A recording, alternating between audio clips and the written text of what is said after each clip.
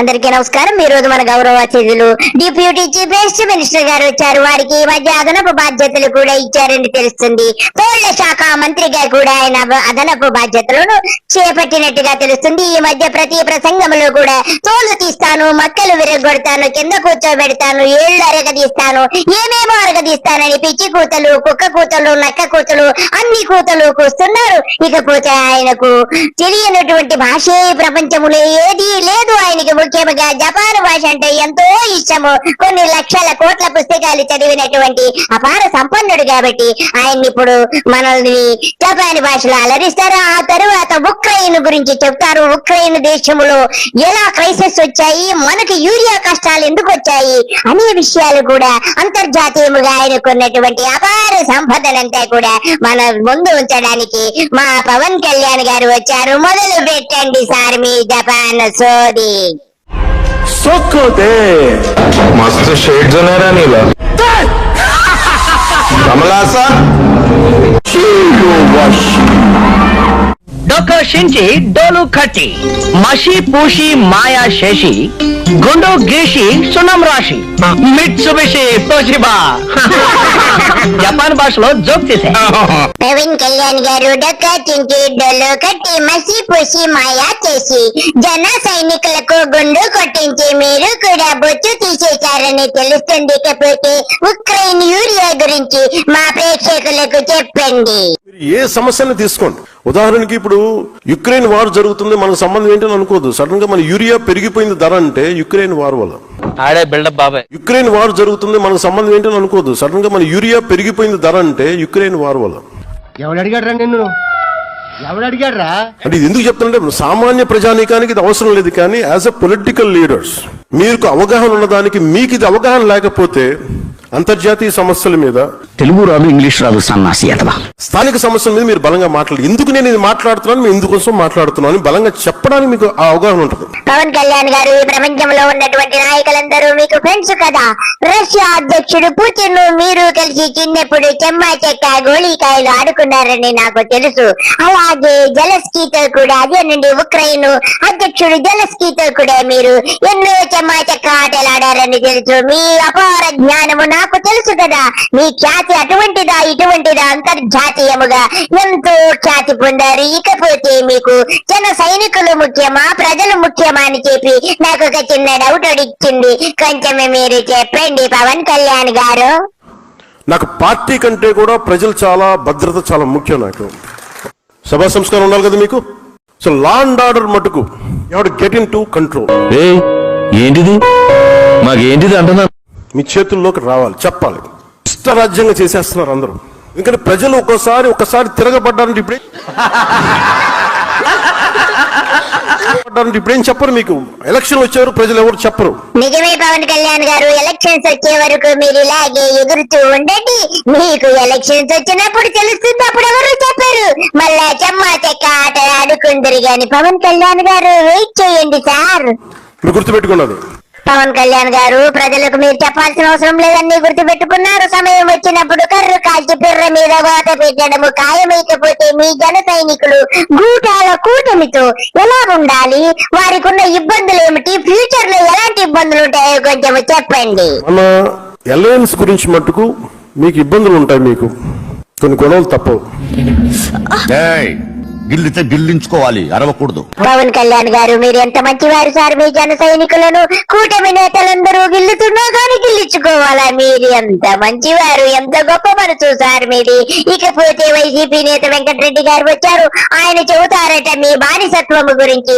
జన సైనికులు ఎలా బానిసత్వము చేయాలి కూటమి నేతలకని చెప్పడానికి వచ్చారు. చెప్పండి వెంకటరెడ్డి గారు.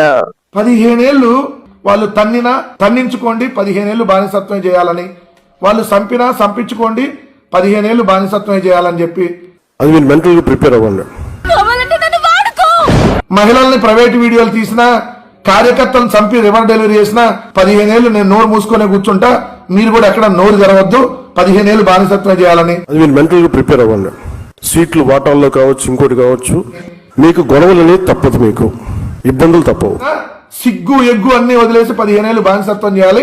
మీ వాళ్ళని, మీ ఇంట్లో వాళ్ళని తిట్టినా కూడా అలానే చేయమని చెప్పి నేను మిమ్మల్ని అందరినీ ఎలాంటి నాయకులు అవ్వాలని కోరుకున్నానంటే, గొడవలు వచ్చినా కానీ ఎలా మీరు కూర్చొని పరిష్కరించగలరు. బానిసత్వం ఎవరైతే ఎక్కువ చేస్తారో వాళ్ళు అసలైనటువంటి లీడర్ అంట. బానిసత్వం తెలుగుదేశం పార్టీకి బానిసత్వం చేయటమే అసలైనటువంటి బాధ్యత. నేను అంత బాధ్యతగా నేను ఉన్నాను, నేను వదలట్లేదు దీన్ని.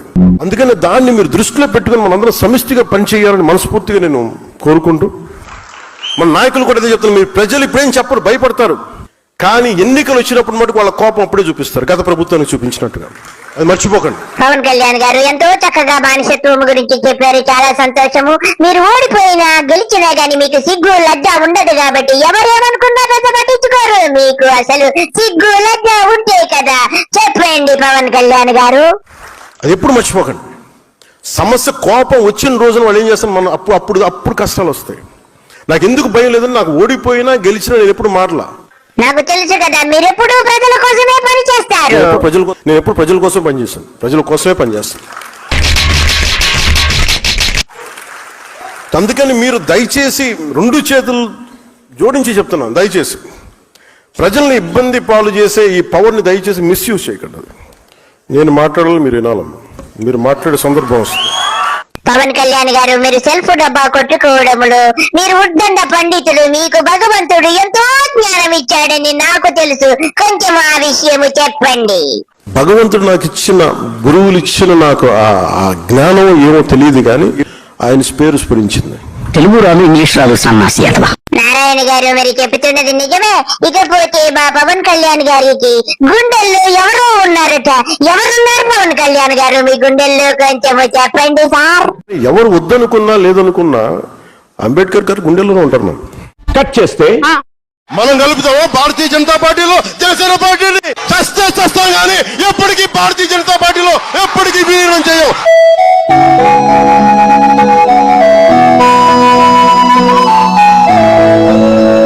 నోరు విప్పితే అబద్ధం చెప్పడం, ప్రజానీకానికి మోసం చేయడం ఆయనకి అన్నతో పెట్టినటువంటి విద్య.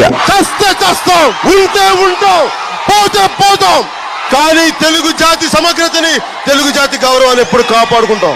ఓ పచ్చికారం ముద్ద, ఓ ఎండుకారం ముద్ద, ఓ గాజు పెంకుల ముద్ద, మూడింటిని మిక్స్ చేసి ఇది వాడదు.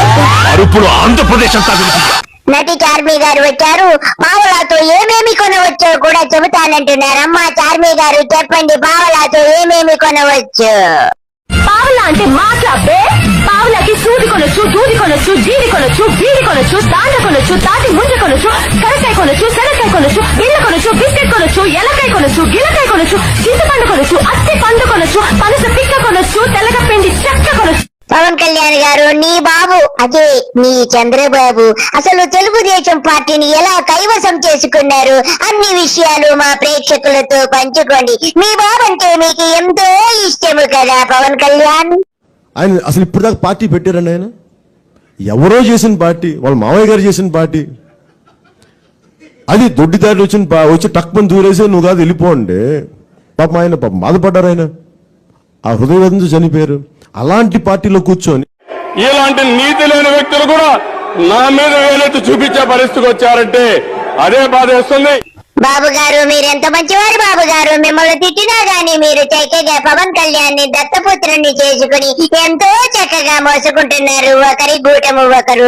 చాలా సంతోషం. మీరిరువురు ఇలాగే ఒకరినొకరు దూషించుకుంటూ ఈ 5 సంవత్సరాలు మిగిలిన 3 సంవత్సరాల కాలం కూడా పూర్తి చేయండి.